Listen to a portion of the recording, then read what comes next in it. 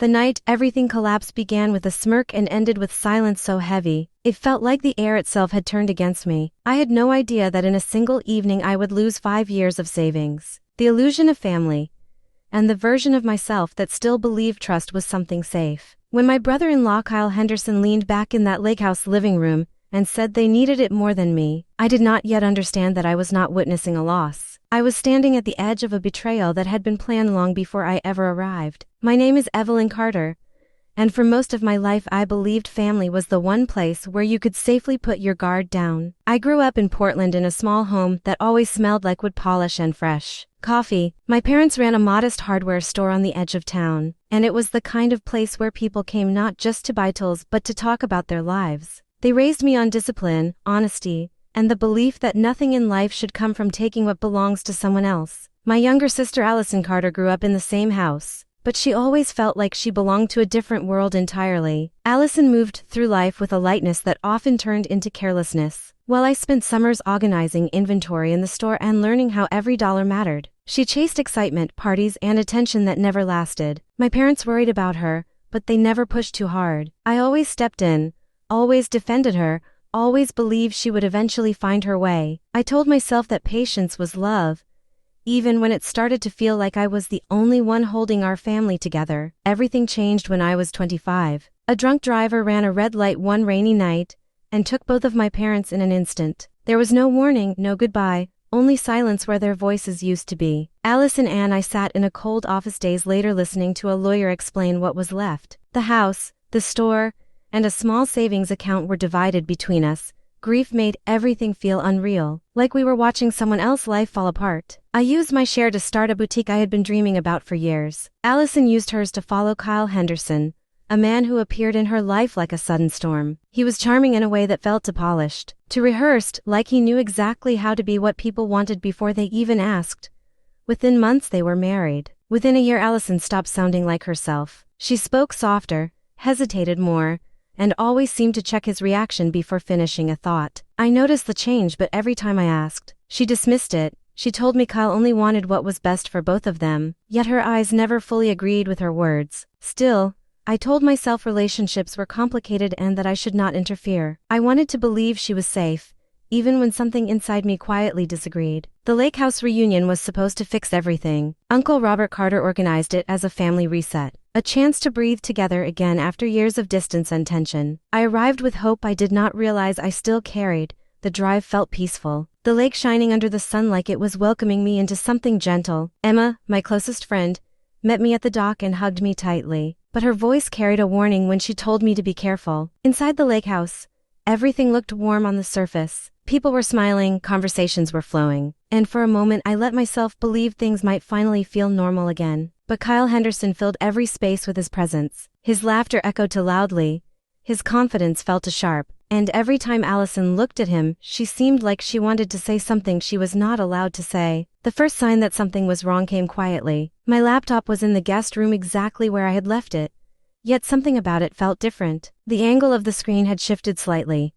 The charging cable was plugged into a port I never used. It was small enough that I almost convinced myself I was imagining things, but my instincts refused to let it go. I touched the keyboard and felt warmth that should not have been there. I checked the browser history. It had been wiped clean, not empty but erased with intention. A strange cold awareness settled in my chest. Someone had been inside my space, searching through something I had not given permission to share. I tried to dismiss it as coincidence, but unease followed me downstairs where everyone was preparing dinner and pretending nothing was wrong. That night, I tried to approve a payment for my boutique, expecting a routine confirmation. Instead, the screen displayed a rejection. I tried again and again, but nothing worked. At first I thought it was a banking issue. Systems fail sometimes. Technology glitches happen, but by morning, everything changed in a way I could not ignore. My assistant Claire called me early, her voice tight with concern. She told me vendor payments were bouncing and my account showed insufficient funds. The words did not make sense at first.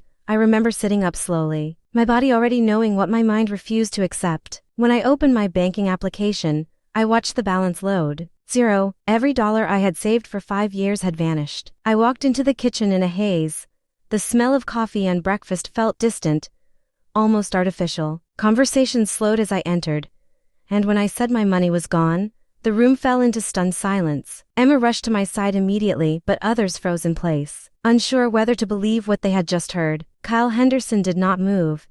He leaned back in his chair with a calm expression that felt rehearsed. Allison stared at her mug like it held answers she did not want to face. When I told them the bank confirmed the transfers were made from a recognized device using correct credentials, the air in the room shifted completely. I turned my gaze toward Kyle. He had been near my laptop the day before. I asked him directly if he had entered my room. Allison snapped at me instantly, accusing me of attacking her husband. Kyle laughed under his breath, dismissing everything as if I were overreacting to a simple mistake. He suggested I did not understand how money worked and implied my business problems were my own fault. Something inside me began to harden. I asked for proof of his financial stability, and for the first time his confidence flickered.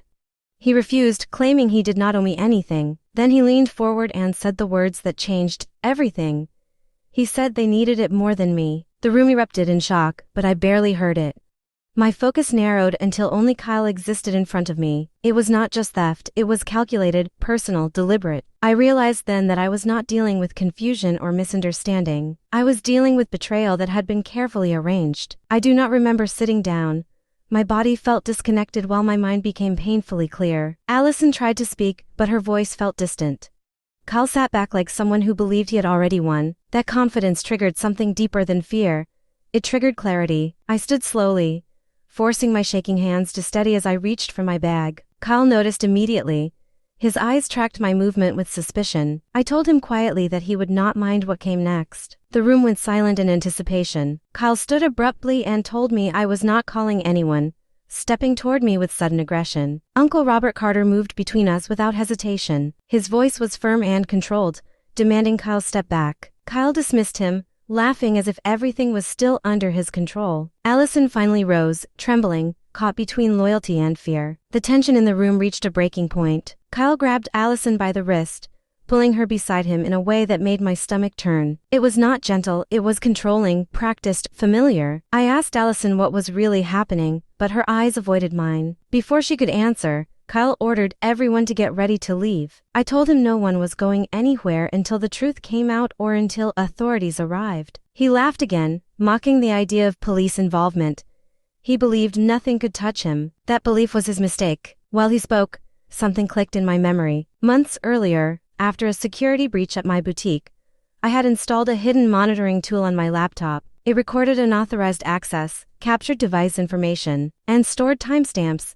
If someone had used my device, it would have been documented. I made the call to emergency services, reporting financial fraud at the lake house address. Kyle mocked me openly, encouraging me to continue as if I were entertaining him. But his confidence began to crack when he noticed I was no longer reacting emotionally. Moments later, Allison broke. She pulled her arm away from Kyle and admitted she was tired of lying for him. The room froze again, but before anything could settle, a loud impact shook the house. The front door burst open and police officers entered with urgency, followed by Detective Hamann carrying a folder. The atmosphere shifted instantly, authority replaced chaos. Detective Hamann asked for my identity and confirmed the cybersecurity alert from my bank. She explained that multiple unauthorized access attempts had been traced back to this location. Kyle tried to interrupt, insisting it was a misunderstanding, but she remained focused and calm. When I handed over my phone with the stored evidence, she reviewed the logs and images. Every file showed Kyle at my laptop,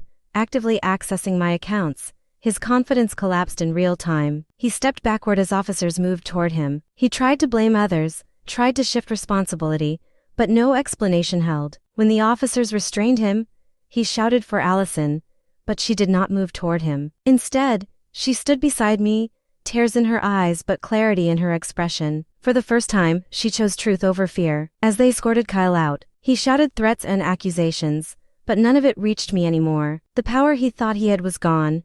What remained was silence, heavy and final. In the days that followed, the bank recovered most of my stolen funds through fraud protection systems. Allison made the decision to leave Kyle and filed for divorce. She moved in with me temporarily, trying to rebuild herself from the damage she had ignored for too long. Healing did not come quickly, but it came honestly. We returned to the lake house later as a family, not to relive the past but to repair what was left. We fixed broken spaces, opened windows, and let light return to rooms that had felt heavy with memory. It was not perfect, but it was real. Standing by the water again, I realized something important. Justice does not erase betrayal, but it stops it from defining the future. And for the first time in a long time, I felt like my life belonged to me again.